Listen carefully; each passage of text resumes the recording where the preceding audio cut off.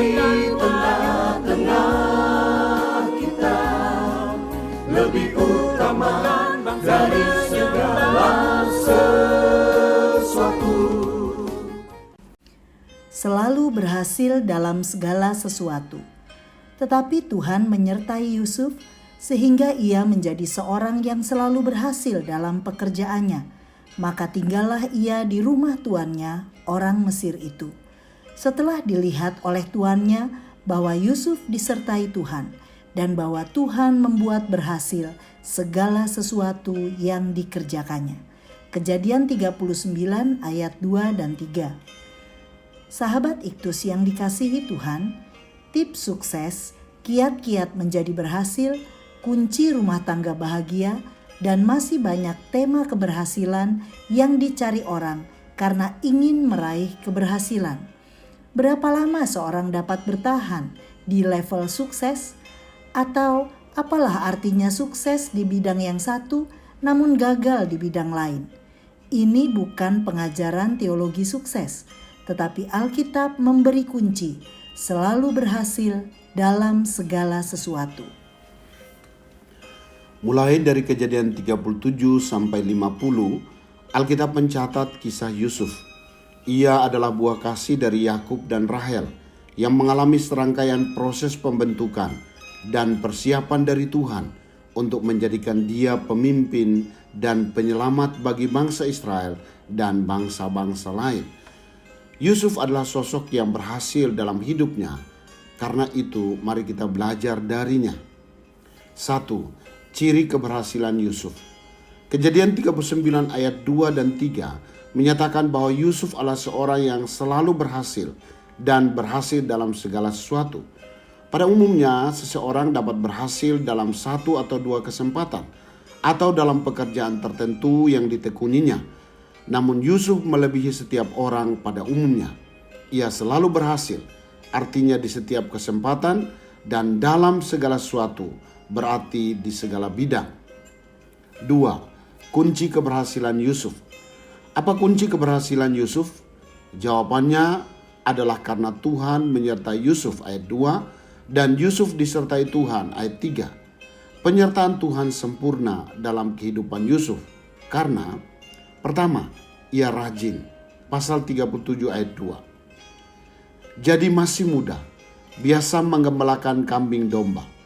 Kata biasa menunjukkan kerajinan Yusuf sejak masa mudanya. Rajin berarti bijaksana dalam mempergunakan setiap waktu untuk melakukan sesuatu yang bermanfaat. Kedua, ia tidak kompromi dengan dosa. Pasal 37 ayat 2b dan pasal 39 ayat 9b.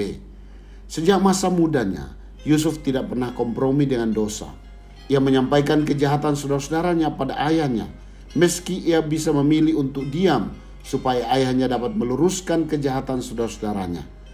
Hal itu pun dilakukan saat Yusuf berada di rumah Potifar. Ia punya kesempatan untuk berbuat dosa, namun ia justru mengambil langkah meninggalkan dosa meskipun harus menanggung risiko. Katanya, "Bagaimanakah mungkin aku melakukan kejahatan yang besar ini dan berbuat dosa terhadap Allah?" Ketiga, ia mendapatkan visi dari Tuhan. Pasal 37 ayat 5 sampai 11, pasal 40 sampai 41. Tuhan menyatakan rencananya kepada Yusuf melalui mimpi tentang hal-hal yang akan terjadi di masa yang akan datang berkaitan dengan dirinya. Yusuf mengerti rencana Allah bagi dirinya, bahwa ia akan menjadi seorang pemimpin yang besar. Hidupnya didasarkan kepada sebuah pengharapan yang pasti yang telah diterimanya melalui sebuah visi. 3. Tujuan keberhasilan Yusuf. Pasal 50 ayat 20. Yusuf tidak selalu hidup dalam keadaan yang menyenangkan.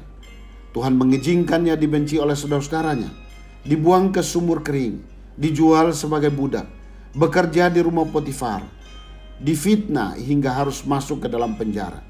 Namun semua penderitaan yang dialaminya menjadi jalan untuk mencapai keberhasilan yang telah disiapkan Tuhan baginya.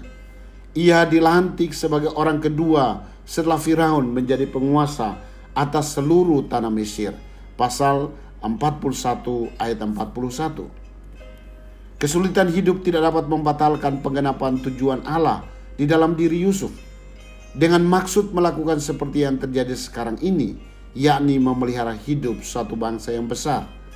Kisah perjalanan hidup Yusuf telah dirancang Tuhan untuk tujuan baik, yakni menjadi berkat bagi keluarganya, bagi bangsa Mesir, dan bagi bangsa-bangsa lain. Sahabat Iktus, semua orang ingin selalu berhasil dalam segala sesuatu, dan ternyata hanya bila Tuhan menyertai, maka seorang dapat mencapainya. Penyertaan Tuhan sempurna atas hidup kita. Bila mana kita rajin, berani berkata tidak terhadap dosa, dan menjadi pribadi yang menangkap visi. Malas bekerja, kompromi dengan dosa karena takut menanggung resiko, dan hidup tanpa arah yang jelas hanyalah membuat keberhasilan sejati menjauh dari hidup kita. Keberhasilan yang dirancang Tuhan untuk saya bukan hanya untuk kebahagiaan saya sendiri, melainkan supaya saya dapat efektif menjadi berkat kapanpun dan dimanapun saya berada. Terlalu rendah jika mengukur keberhasilan hanya dari sisi harta milik, jabatan, atau ketenaran. Bahagia saya adalah dapat berbagi kebahagiaan kepada banyak orang dengan menyaksikan kebaikan Tuhan dan keselamatan yang telah diberikannya kepada saya. Sahabat Iktus yang dikasihi Tuhan, di sisi mana dalam hidup saya belum berhasil? Hal apa yang menghalangi saya untuk menerima keberhasilan yang telah disediakannya bagi saya? Untuk tujuan apa Tuhan memberi keberhasilan kepada saya?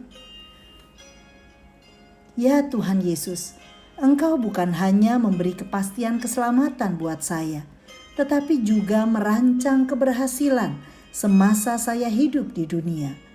Buatlah mata saya melihat hidup saya dari sudut pandang-Mu. Bila mana saat ini saya mengalami banyak masa sulit, ajar saya melihat jauh ke depan tentang rancangan baik-Mu, bahwa Engkau sedang mempersiapkan saya untuk sebuah keberhasilan. Bila mana saya telah mengalami keadaan berhasil, ajar saya juga memandang keberhasilan sebagai sarana untuk mencapai sasaran-Mu, supaya nama-Mu dikenal di seluruh bumi. Amin. Keberhasilan adalah sebuah perjalanan dan bukan sebuah tujuan. Kristus ada di tengah-tengah kita, lebih utama dari segala sesuatu. Kristuslah yang harus ku beritakan hingga datangmu Kristus.